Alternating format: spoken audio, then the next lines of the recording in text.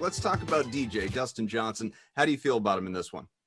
Yeah, I mean, DJ's always an enigma when it's at these tournaments, right? This is a sponsor of his, so he's not forced to be here. But I would argue that if he had his choice, even though he had an early departure at the Masters, that he probably would be taking this week off. Now, having said that, he's done well here. He's won this tournament before, and so we know a guy of his caliber can win anywhere.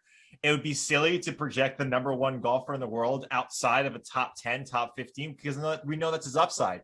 Having said that, like you mentioned, Geoff, this is a field that's stronger than most, right? Especially after a Masters, especially after a major. So I'm going to say that he probably gets inside the top 15. I know that's kind of an easy way out, but I would not be surprised if we see DJ do one of his other things as well, where he just does not care. And he does what he did over the fall last year, where he goes back to back, like shooting 80s. And then the next week, that he comes out, he wins. So I'm going to say top 15, but would not be surprised if he's got an early departure again. So, Geoff, I guess which way are we going? Are we going to get a top 15 out of DJ or a totally ambivalent performance? I mean, it's an interesting spot, right? He's coming off a missed cut. He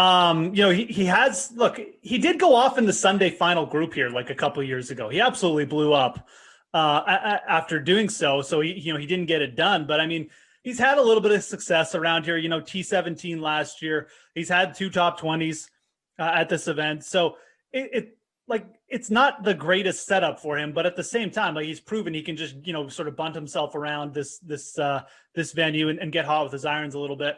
I'm going to say he probably makes the cut, but again, we're probably talking like a top 30 here. I think Dustin will come alive here mid-season as we get closer to the US Open, but this is probably just a week where he's going to be just trying to sharpen his game a little bit because he's going through a tiny bit of a slump for him right now.